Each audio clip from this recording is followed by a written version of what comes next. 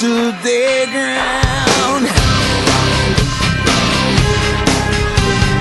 Tommy and Gina never back down.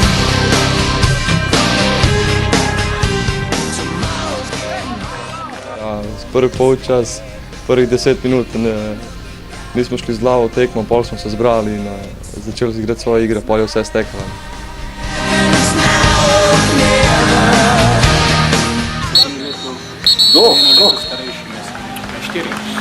V drugi polčas smo šli z glavo, začeli smo napadati na njihovi polovici, potem smo zabili tudi 2 gola in na koncu zmagali.